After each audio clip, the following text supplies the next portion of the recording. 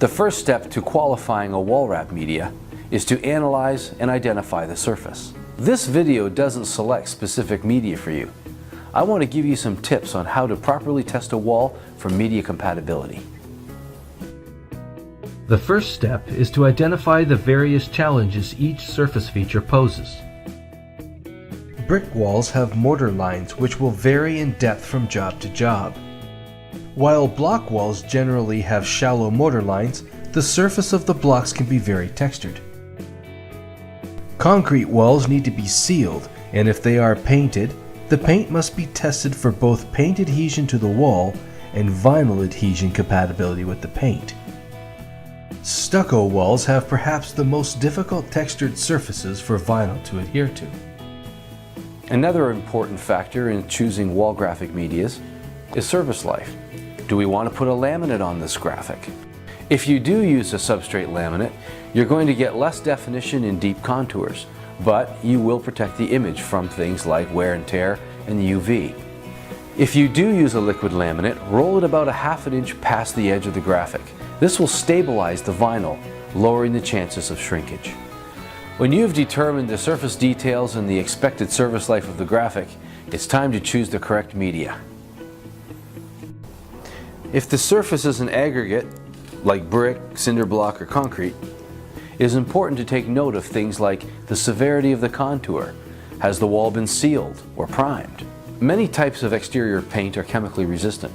It's really important to test the media you want to use to be sure that the adhesive on that media is compatible with the paint.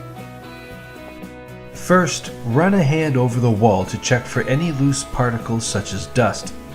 If you feel loose grit of any kind, it is important to remove it dry. We suggest a sturdy hand and a coarse broom followed by a tack cloth or lightly dampened towel. You need to remove any loose aggregate or dirt, but you don't want to get the wall wet. Aggregate surfaces like concrete blocks or bricks can take days to dry out. Sometimes dry cleaning a wall just isn't enough. Some walls found in public areas like subways need to be power washed. If you're going to power wash a wall, make absolute sure that it is completely dried before you try to do the test. If you are not sure which media you should use, always test all of your options side by side to see which performs the best. A4 size samples are perfectly sized for this kind of test. Begin by peeling the liner halfway. Many wall products have exceptionally tacky adhesives, so removing all of the liner at once can make the test much more difficult. Smooth the vinyl out with your hands, making contact with only the high points of the texture. Use a roller to secure the edges before using heat. Unsecured edges will immediately shrink when heat is added. Start applying heat in the center of the sample and roll from the center out to the edges, following closely behind the heat gun.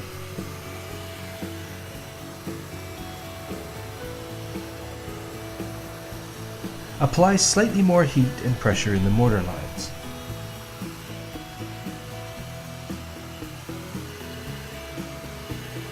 Repeat these steps with each media you choose for your side-by-side test.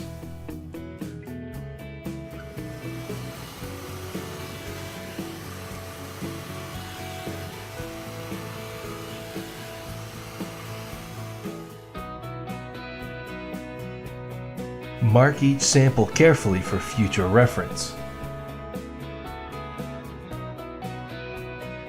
Allow the adhesives to set for a minimum of 24 hours. And now we can see the results. Sample number 2 lifted in the corners, the most common place for a failure. Also, the edges are starting to roll back, and the channels are lifting as well. The media is shrinking back here. Sample number 2 is not compatible with this wall texture. And sample 1 has perfect compatibility. The corners are firmly in place. The edges are staying down perfectly. The channels have not lifted. There is no shrinkage along the sides, and every detail in the texture shows through perfectly. This is the right film for the job. Next, test the adhesion value of the vinyl to the wall surface. Again, sample number 2 is obviously not compatible with this wall texture. Sample number 1 has bonded well. You can see how the adhesive is cured into the porous aggregate surface. You can see how much tension I have to apply to remove the vinyl, and some small particles may come with it.